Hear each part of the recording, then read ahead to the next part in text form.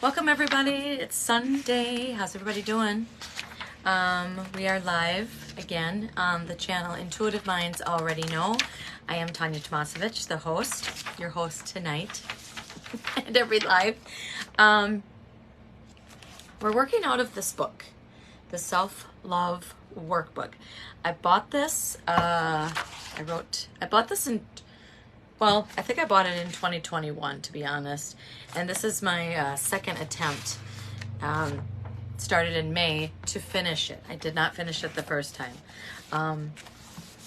It's not the only book that you can use as a workbook, but it is the one that I feel is really good. It's got lots of homework, just so you know. Chapter 7 is on self-respect. And as I was going through it, it's very long. It's almost I would say over 20 pages long. So we're gonna break it up into two sections because I did not finish it. I got going and I was like, wow, there's a lot of stuff going on in here. So we're going to, and I want to pull cards tonight. And the deck that we're going to be using tonight is out of the Chakra Insight Oracle. So we will make sure that we do some cards. Hello, Chad. All right, so I'm going to be reading a little bit from the book, and then as intuition comes forward, I will pause and either speak from my experience or speak from the intuition messages that I'm getting. And this is a safe space, so I recommend and I welcome if you get intuitive messages or you've experienced something, please comment on here because there are other people that watch it later. And if you do watch it now or watch it later, I do a promo. So what I mean by that is I will give you a word at the end of the video, always, of course. And if you comment that in the comments, that word, then I will take your name and I will put it in a drawing at the end of July for a discounted service that me and my husband provide. I do oracle card readings. I can do them in person or virtual. And my husband provides Reiki healing, and he also provides a journey. It's a shaman journey, meditative state kind of, well, it is not kind of, but it's a journey. So you meditate, but he uses his shamanistic techniques and principles that he learned in his shaman certificate. So if you're interested in that, he can do it remotely. He has a friend in Ireland, legit, that they're both very gifted, and so they journey remotely. So we do have that option. All right, the topic. Oh, I wanted to say what oils I'm using tonight. I just picked 3, so I'm using orange, jasmine, and eucalyptus. So it's got it's a kind of a strong smell. You can't really smell any jasmine. There's a hint of jasmine. So if you guys like essential oils, those are the ones I used tonight. All right, so let's get right in with self-respect. And I've got notes upon notes, and I want to pull cards. And there's great emphasis on the boundaries, and so when we get to that, I will promise to emphasize that and not get over our half-hour time so we can do cards. Okay. All right, so respect is demonstrated by acknowledging a person's dignity. As a basic human right, everyone deserves respect. Being equal to others, you are deserving of respect from others and from yourself as well. While respecting others is honorable, continually prioritizing respect of others over your own needs is not a self-loving act and can cause you to become mentally unwell. Did you listen to that? Continually prioritizing respect of others over your own. The respect you deserve is neither more or less than that of anyone else's, but it is essential nevertheless. Self-respect is an important value as it includes your awareness of your worth, your ability to honor yourself, and your efforts to maintain your dignity. Self-respect is related to other essential important aspects of self-love, such as self-esteem and self-acceptance. Those are other chapters. It is important to note that self-respect is not to be confused with aggressiveness or entitlement. We talk about that a lot because there's some people get like misconstrued like belief that if they practice self-love and self-worth that they're selfish. No, that's not the case. Self-love is a selfless act of kindness for yourself. A strong sense of self-respect helps you to better respect others. Let me repeat that. A strong sense of self-respect helps you to better respect others and to be better respected by others. So if we, basically in a nutshell, if we love ourselves enough and we respect ourselves and we profess that and we project that out from us and others can see it, we give ourselves grace and we give others grace, and when they see that, the law of attraction, you hear me speak of that, the law of attraction has it has no option and it to give it, like, reciprocate it back. Does that make sense? Having dignity in your identity allows you to set an example, particularly in terms of how you wish to be treated. It also allows you to protect yourself with gates that may open to permit you to connect with others and close to protect you from harm. With self-respect, you recognize that you are priceless and cannot be objectified. You have a keen awareness of your personal values, which serve as an internal compass directing you on the path you wish to walk in your life journey. A connection to who you are provides the structure for you to build your identity. Nevertheless, honoring your self-respect is a subjective experience that takes time to understand and implement. As you embark on this chapter of your journey, be sure to reflect on your unique identity and practice patience in the process. I am working on my patience in my journey, and I am reminded, my ego reminds me daily that patience is not my strong suit. I'm a chaser, and so my current situation and healing journey, I'm practicing patience, and boy, does that take patience. Learning how to be patient takes patience. So let's see, read page 17. Includes awareness of worth, ability to honor yourself, goes well with boundaries. When we respect ourselves, we respect others and be respected. Self-respect allows yourself to set boundaries by how you choose to be treated by others. Respecting your personal values directs you on your own path. I wrote down, nothing is ever excelled overnight. Self-respect takes practice and patience. I wrote that down. Okay, so now we're going to talk about the homework. So on page 120, it talks about core values.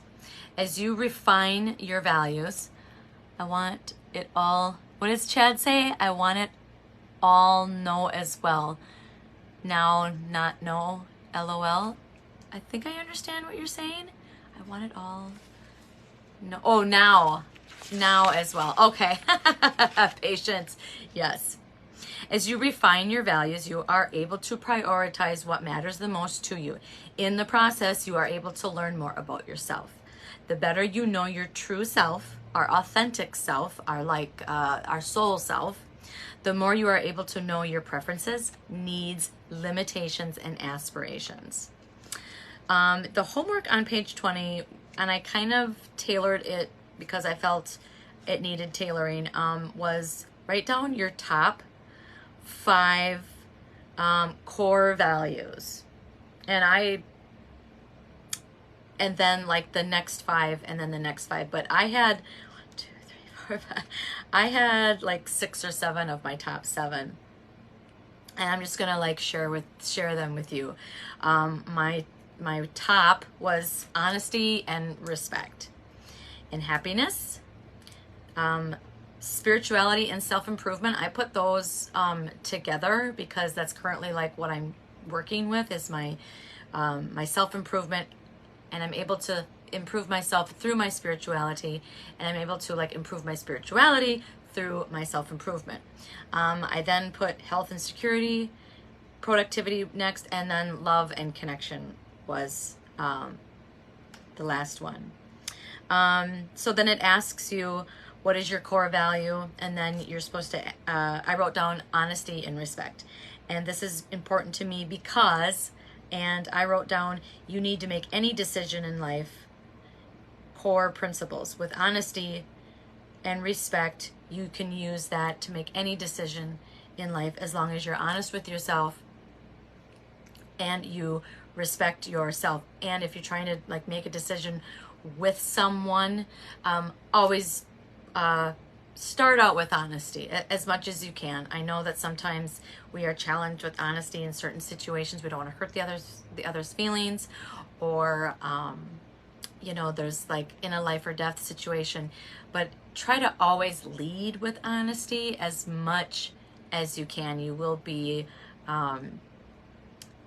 better directed, and when you know that you are honest with yourself about something, it's a lot easier to be honest with like others because it's just automatic. So that's a good thing to start out with if you're working on honesty, is just really start working on your self honesty. Like really start asking your questions, like, do I like this? Do I want to be here? Do I want this? How do I feel about this? And I'm a huge promoter of journaling. So as these questions come about through tonight, if you don't have the book, please write them down. So, so the homework is list the 3 questions per value. So each value, you're going to answer the questions regarding it. So for instance, my first value was the honesty and respect. Then the question that is the homework, this is important to me because. And then without this, so mine is without honesty and respect, what will happen? And I wrote down, you lack self-respect and respect to others. And then it asks you, I uphold this value by, and mine was putting my needs first and setting boundaries. And then, so those are the 3 first questions. Why is this important? Without this, what happens? And you uphold this value by. So those 3 questions to your top 5 values. That is the homework. And so you can, you know, and I just kind of went through my first, the two most important core values. All right. So we're on 123, if you guys are following from the book. Personal commandments. How you love yourself is how you teach others to love you. And this was a huge kind of slap in the face this year. I had been trying to get someone to recognize and love me through my love languages. And this person knows my love languages. And I was chasing this person with the intention and the expectation that because I know my love language, and this person knows my love language, that they were like by default, they knew how to love me using my love languages. It turned out that wasn't the case. So what I'm working on now is learning how to love myself first, and that way I can fill in those gaps when my significant other is not capable of meeting those needs. And right now, a little personal, we are trying to find out, you know, what we are capable of. Certain situations come into, you know, marriages all the time. You have to reevaluate your values as we get older, you know, and our kids go away. Some of our values change. So it's okay. It's not, you don't have to separate or get divorced because your values change. You just need to figure out like what you're going to do about the values changing, you know. Your core values give you an opportunity to honor your worth and serve as guidelines for your self-respect, allowing you to make informed rules to help you live an empowered, self-loving life. These rules keep you aware of how you treat yourself, how you treat others, and how you wish to be treated. So then these personal commandments are kind of like your, I guess, like kind of back to core values, how you want to, it goes a lot with the core values, but these are personal commandments. So it says create a personal commandment for each of your core values, then explain why you selected this phrase and what it means to you. Okay, so my phrase and my personal commandment with the honesty is 100% honesty. Always lead with 100%, because if you always lead with 100% and you meet at like 95, that's still really good. Do your best. And then as you practice that honesty more and more and more, it will get easier. It is so important that both parties can trust what you say. Personal commandment number 2 is I honor my soul self by focusing on me and my improvements and my growth. And my personal commandment number 3 is I allow myself space with continued effort and setting goals. We had a session today with a client, my husband and I. We did a Reiki session, and the little like rhyme that came up was give yourself grace and space. And so like I think those two go hand in hand very in everyday life. Give yourself grace, give others grace, and give yourself space and give others space. By giving yourself grace, you are allowing yourself space to forgive yourself and to acknowledge maybe what worked and what didn't work in certain situations, and then assessing and analyzing, and then like, what did I learn, and then how am I going to implement this in the future if this ever happens again. There was 23, 25. Okay, so we're to the part where I really want to talk about boundaries. All right. No one can make you feel inferior without your consent. That hit me really hard when I read that. No one can make you feel inferior without your consent. What that means to me is you can actually choose how you want to feel. And the homework, and I challenge you to wake up tomorrow, and as you sit on the edge of your bed or the side of your bed, and you're taking those first breaths, and you open your eyes and you focus and you get ready for the day, really ask yourself, like, regardless of what is going on, regardless of how I slept, regardless of what I have to do today, how do I want to feel? Set that intent before your feet even hit the floor.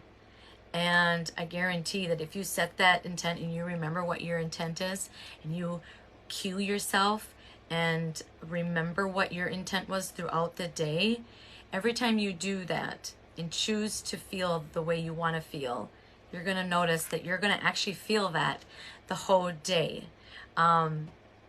As you practice, it will get easier and easier, and then it'll just be like default, where you're like, hey, I didn't even have to remind myself that I was going to feel that way. So, like I say, practice makes permanent. Boundaries play an essential role in promoting and preserving self-respect. And then I wrote down here, I circled, being responsible for your own behaviors. That is something that is very important when finding boundaries. Because first of all, we have to figure out what our core values are, and then we have to realize that it's our responsibility to set boundaries, to know boundaries, to know what they are, to explore what your boundaries are, and then to find ways to implement it. So I wrote down, talk about choosing how we get to feel. So I think I just covered that. Read the first 2 paragraphs. Boundaries play an essential role in promoting and preserving self-respect. The mere decision to build boundaries is an act of self-love, as choosing to do so honors your worth and dignity. While this is a worthwhile task for people in general, the parameters to protect yourself tend to vary from person to person. As you reflect on your unique boundaries, it is important to devise strategies suited to uphold your needs. Remember, what somebody else does for their boundaries and how they implement them and what their boundaries are might not be the same for you.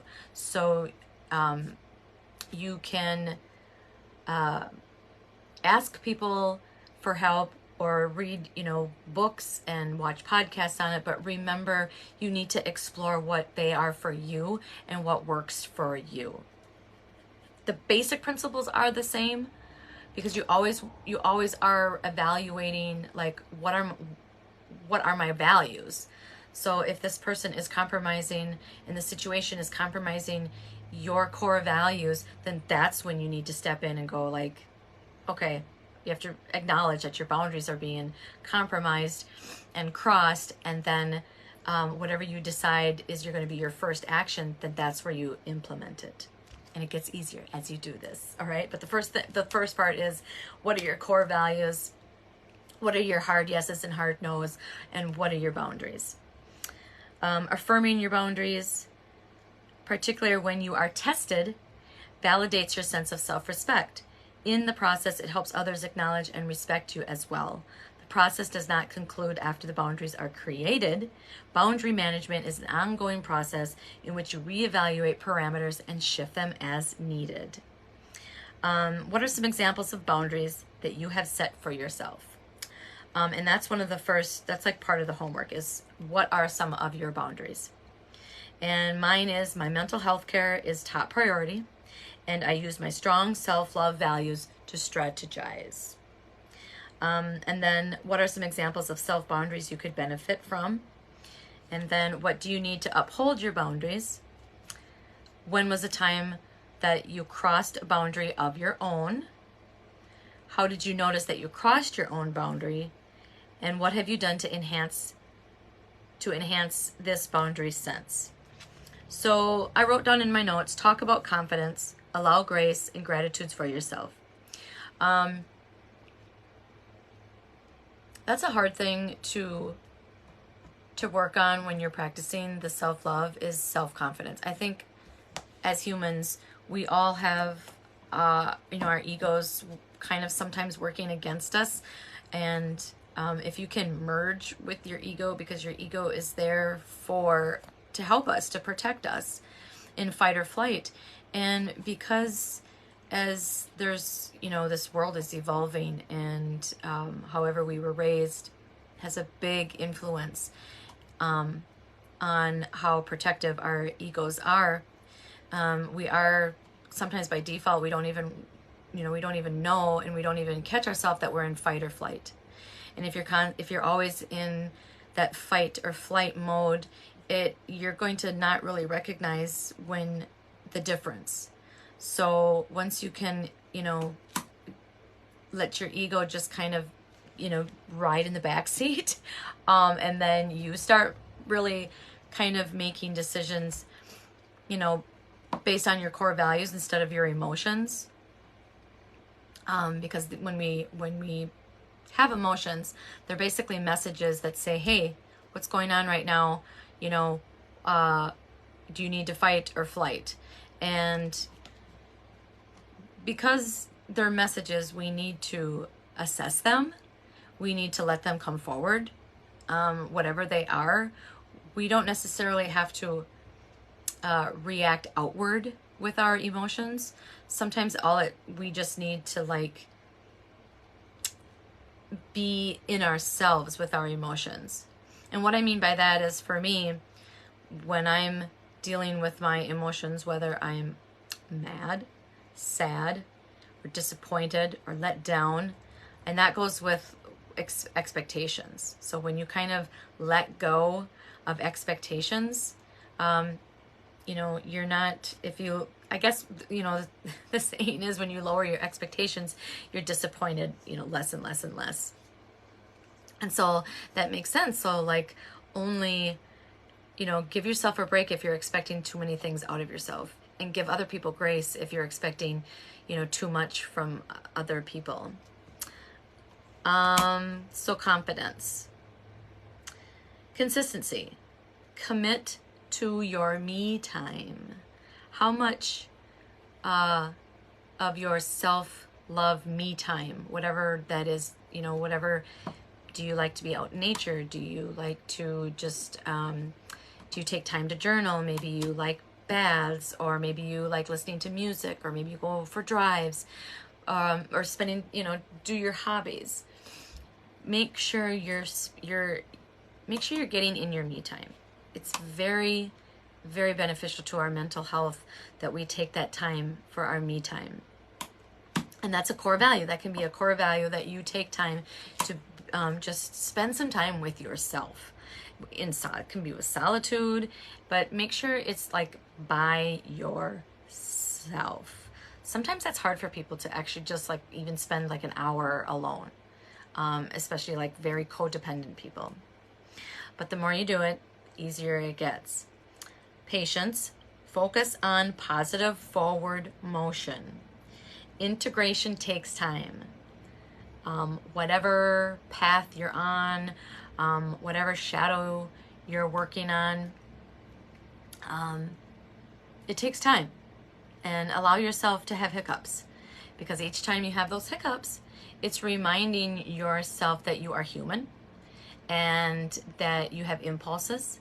And each time you learn, it's like, it's stressing, and it's actually making, so, and each time you screw up and you acknowledge and you admit that you screwed up in some way or form, what it does is, it's like when you're an athlete or a bodybuilder and you are stretching and tearing those muscles, what happens?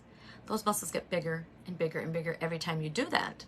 So every time you hiccup a little bit, it helps you heal from that trauma, if that's what you're dealing with, or an addiction, or something that you're trying to let go or forgive. It actually gets less and less and less and less each time. So integration takes time. Don't expect, your shadow work to take place and take effect immediately. Sometimes it does, like you can have like the immediate effect, but then like the long term is residual, like it takes time. Remember that.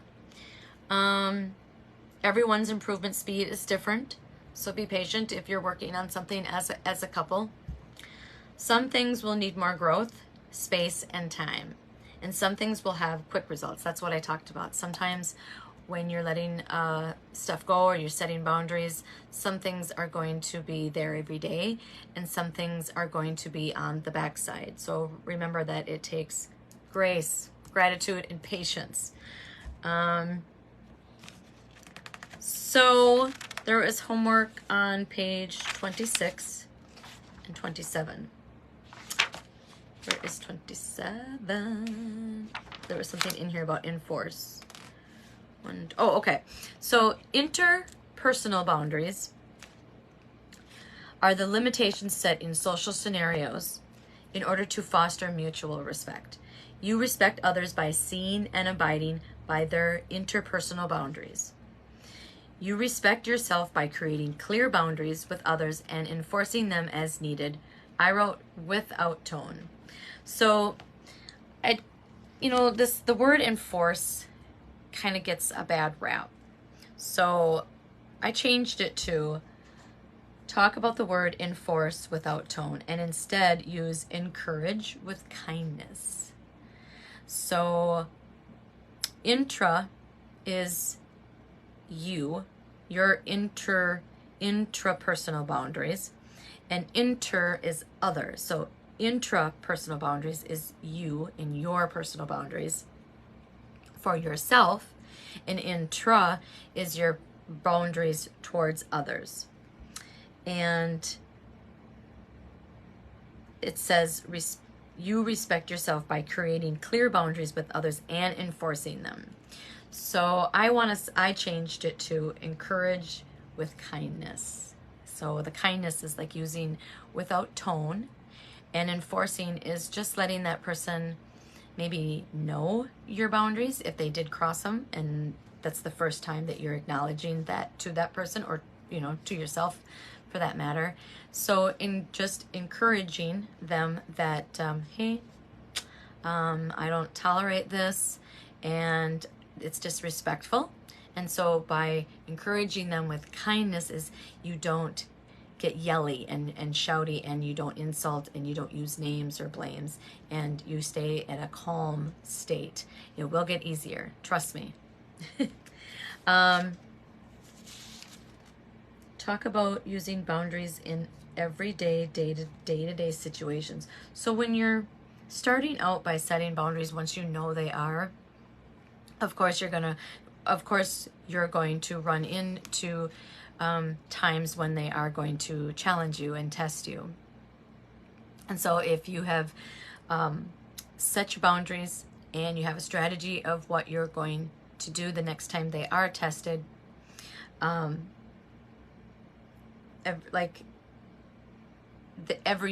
great time to practice them is really be aware of how often your boundaries are tested once you have acknowledged what they are. And you'll realize, like, once you actually set boundaries, how, and if you really want to set boundaries and you're willing and you're allowing to practice them, you're going to be amazed and surprised by how many times your boundaries are crossed. It was one of the first things that I realized when I realized what my boundaries were. I was like, wow, I was like, wow, I need to like stand up for myself more. And I need to realize that I can't control every situation, and I can't control this person to feel the same way I did and, react the same way I did. So part of my self-boundary is just realizing that I can't control other people, and I can't control how they feel and what they say, but I can control how I feel and how I want to feel and what I'm going to say or not say. And there was a lot of boundaries like within my close circle that I was like, oh, okay, that person crosses these boundaries, more than what I realized. So that's a huge growth opportunity too, is, being able to recognize when your boundaries are being crossed. Once you've decided what they are, chose what they are, realize what they are based on your core values, and then coming up with a strategy of what you're going to do when your boundaries are crossed. When you are honest with people. Oh, okay. So, in my journey when I was practicing some boundaries, there are two things that are going to happen when you start practicing self-worth, self-respect, self-love all together by using boundaries. So say, for instance, you have a boundary, and say you have a boundary, I'll just give an example of mine. Like when somebody makes plans with me, I expect them to, go along, show up on time. And if they can't, to at least text me and let me know, hey, what's going on? And sometimes it's an emergency that, they're texting you at the last minute. But my boundaries are, if they continually do this time and time and time again, and I show up on time and I don't cancel, and I really am aware, and this is where the people pleasing comes in, and really not stretching yourself out so thin that you are canceling because you wanted to, you just have a hard time saying no. So that's a boundary right there, is saying yes or saying no to plans. So say your boundary is, well, my boundary is to make time for this person. And if they don't time and time again, then how are you going to implement your core value that you want that person to show up on time and keep the plans? So what's going to happen is when you are honest with people and let them know that they crossed your boundary, and you do that with, you encourage with kindness, people will be intimidated and they will take it personally, and those people will scurry.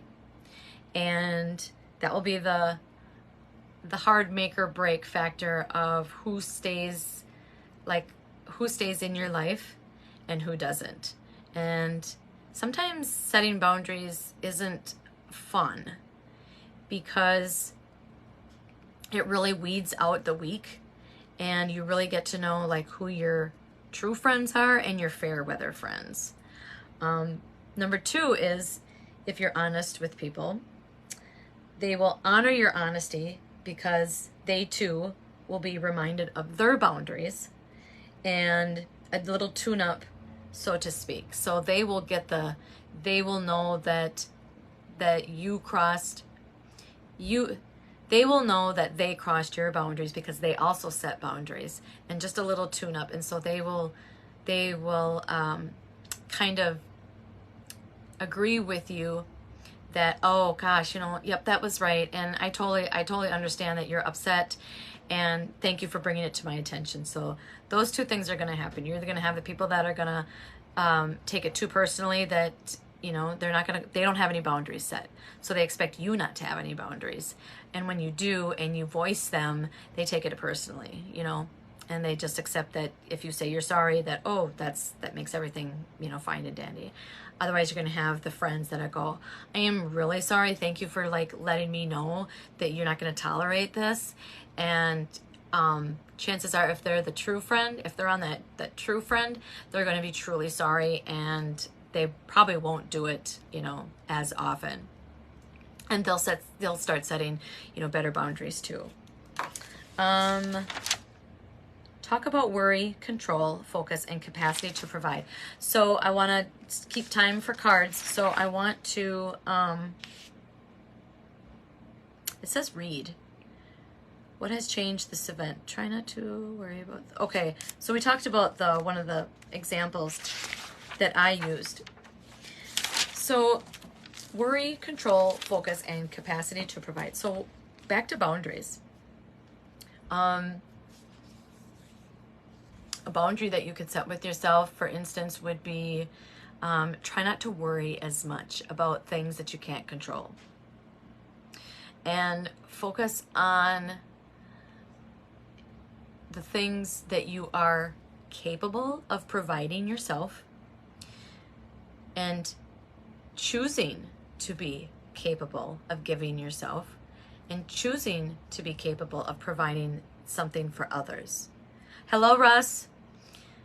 Those are I wrote them down, 4 very important things. So, worry less. That's a great personal boundary.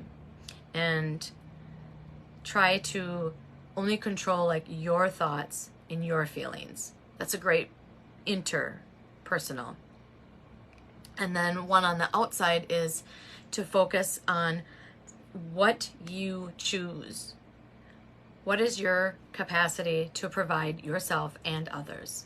And that would be a boundary. Sometimes we are not in the state of mind, or the emotional state of mind, or mental state of mind, or financial state of mind to give the help that our friends and family or others either expect or they want. We can't provide them. So a personal boundary would be, I'm not mentally capable right now to provide you of this need or expectation that you want. And by letting them know that is, it just sets the bar for any more expectations after that. I've had to do that with a lot of friends of mine. The stuff that that I go through in my spiritual journeys sometimes is really, it's just, I wouldn't say dark, but it's deep.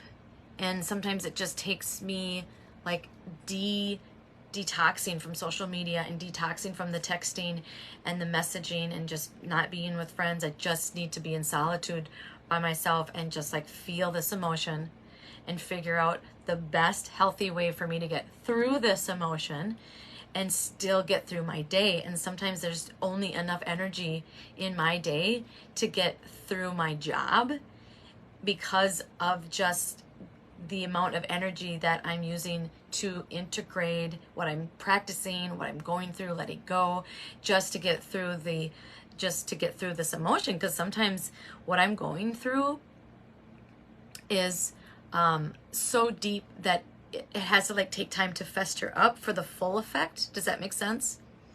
So ask yourself, like, what are you capable to provide yourself right now? And then another boundary would be, what are you capable to provide others? And my husband and I, we do this. Like, we just did this the other day, and we are going through a growth phase right now, a healing and a growth phase individually. We are both dealing with some healing and some growing, learning. But then as a couple, we are also going through something as a couple.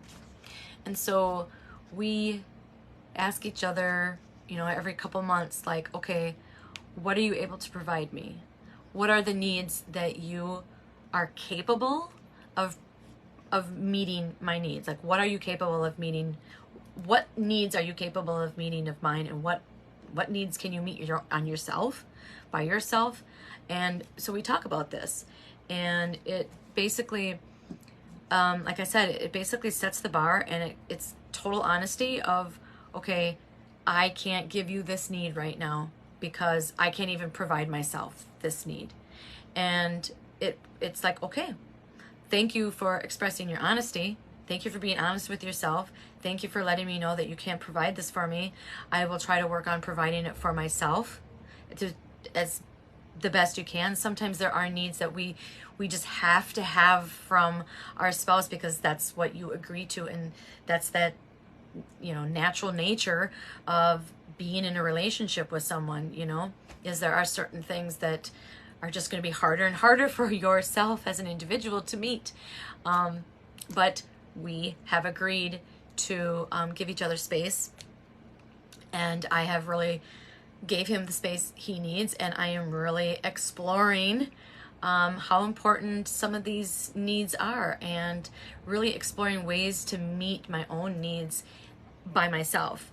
And if there are days where, or sometimes, months go by where a certain need that I want him to fulfill isn't met and he just can't, but I know that he can't, then it makes it a lot easier not to expect that.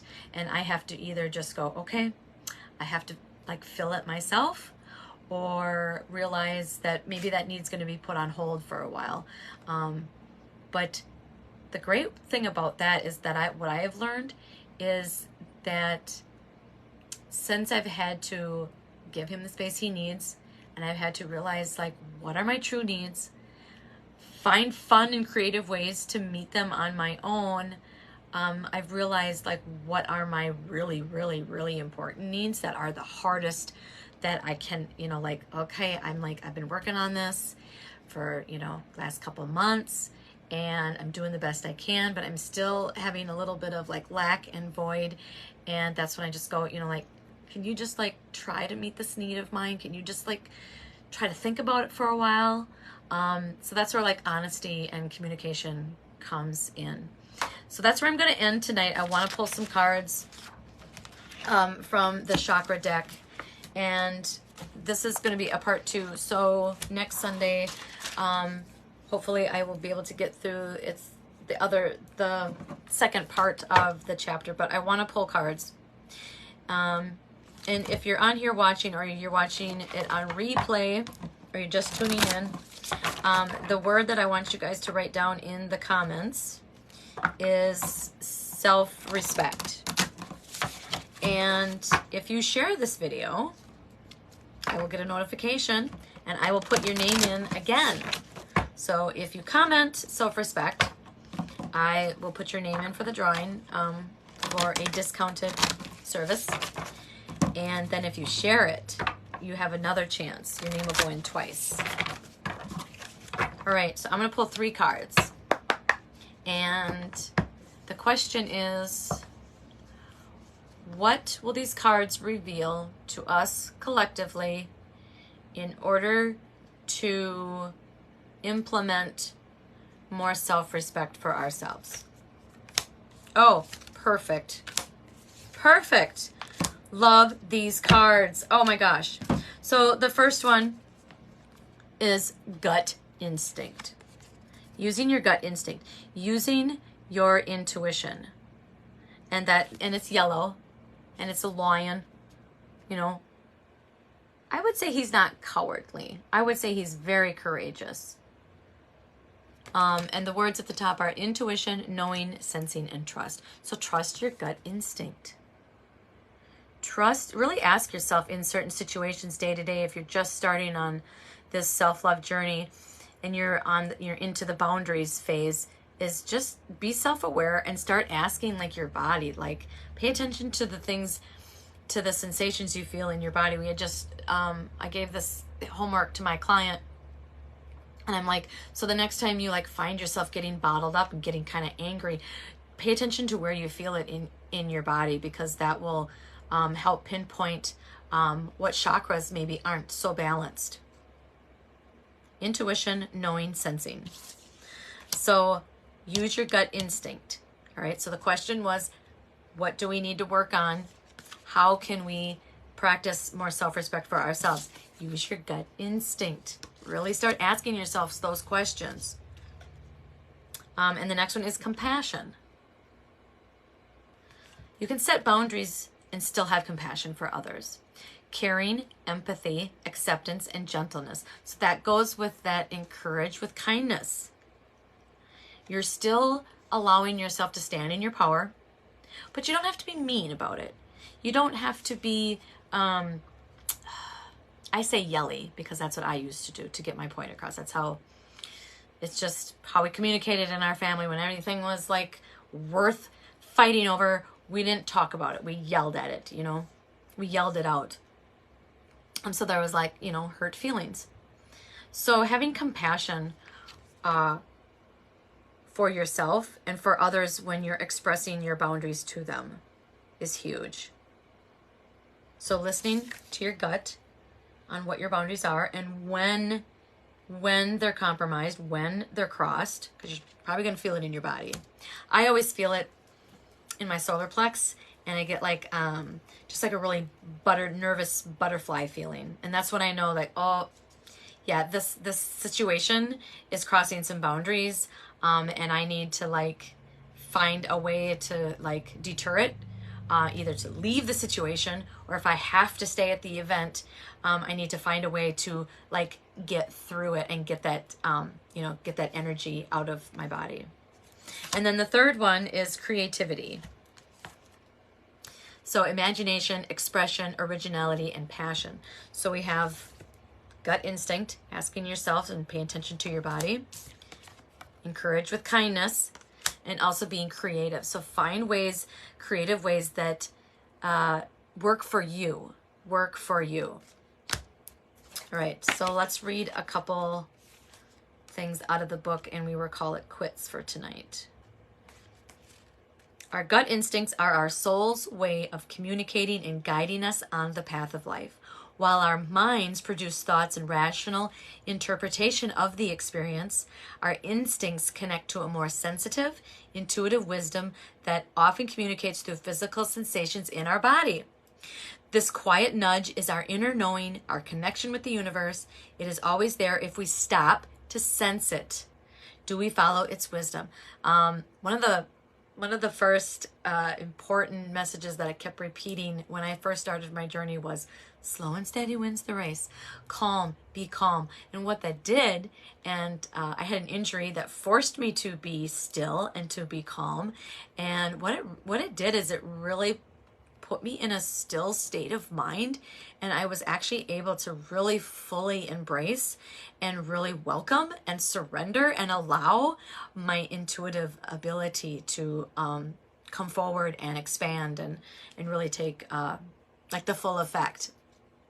And that's continuing. Like we're expanding all the time. Number 28. Compassion. The Latin word for compassion literally means co-suffering. This card is not an invitation to suffer, but rather to allow yourself and others to rise up beyond sufferings through the light of genuine empathy and understanding. The call to compassion is a call to accept people and situations for who they are and where they are at.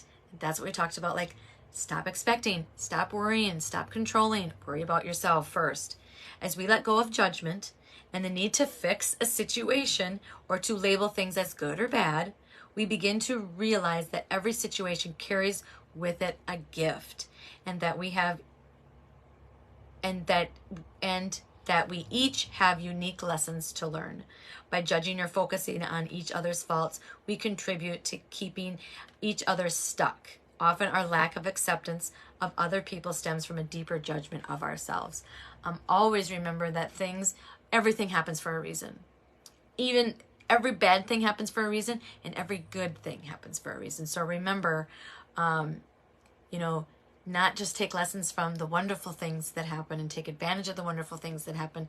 Be grateful for every single thing that happens. Be grateful for, that flat tire, that job you lost, or the relationship that didn't turn out. There was something that the universe had in mind that was better for you. Keep that in mind. And because there's like a cliche, for every door that closes, there's a new one that opens. And the last one is creativity. Whether you are conscious of it or not, we are continually contributing to the story of life through the way we think, feel, speak, and act, and through the creations that we bring into the world. Throughout the ages, great masters have recognized creativity as both a doorway into and an expression of the divine. The Latin word creare means to cause to exist, suggesting that when we open ourselves to the creative energy within, we are quite literally bringing new life into the world. This is one of the greatest gifts and responsibilities in life. We are each unique creative beings, whether through painting, writing, playing music, dancing, baking, growing a business, or a garden. The only limits of what we can create are those that we impose upon ourselves. And that goes with the manifestation. So what I've learned a lot about manifesting lately is the universe really only knows how to speak positively. And if you constantly say, well, I'll never get there, and we're so poor, and I have the shittiest car, and I hate my job, by default, the universe is going to basically give you what you're asking for, and it's going to follow suit. So remember this is a great way to start practicing the power of positivity, is just trying to cue yourself when you are doing the self-talk. And honest to God, it changed my life in the very beginning, and I have to remember that this is such a simple process, and it's free, and it works, and it really does change your mood. There are things that right now in my relationship that I cannot change right now, that I cannot control. I can only control how I react to my mood that I'm feeling. So if I want to feel great that day and not be down about the thing, some of my needs not being met, choose that you're going to meet them on your own, or choose to accept that they might be on hold for a while. They might change. Be in that very moment and accept for things what they are at that very moment, regardless of what's going on in your scenario in your Hollywood head, because we all create scenarios. And sometimes when we actually go through the situation that we thought how bad it was going to be, it wasn't nearly as bad as we thought it was in our Hollywood head. So pay attention to that when your mind kind of goes stir crazy and you get that negative self-talk and you create this really bad situation in your mind, and then you actually go through it and you're like, wow, that was not as bad as I anticipated. Hello, Erica. So yeah, so those are ways that we can work on self-respect, using your gut instinct to help you recognize what those values and boundaries are, and when your boundaries are being crossed by yourself and others.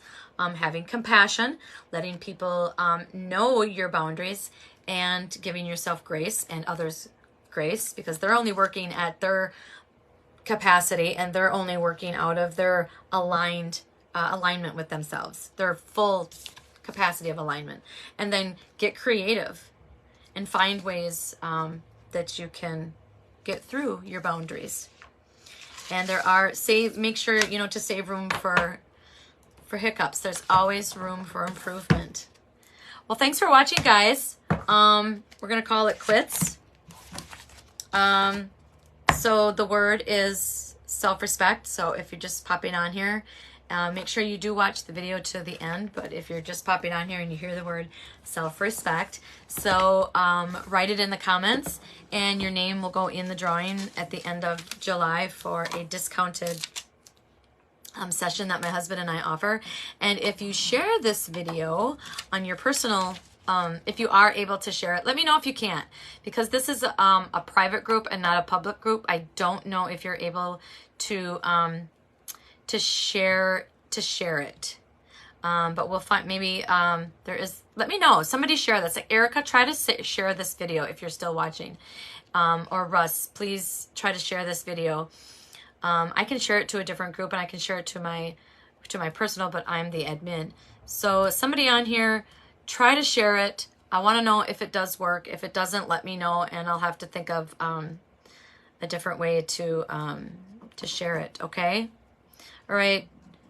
Make sure you comment self-respect, get your name in, and tune in on Wednesday. We'll be pulling cards again for the collective. Have a good night, everybody. Have a good week.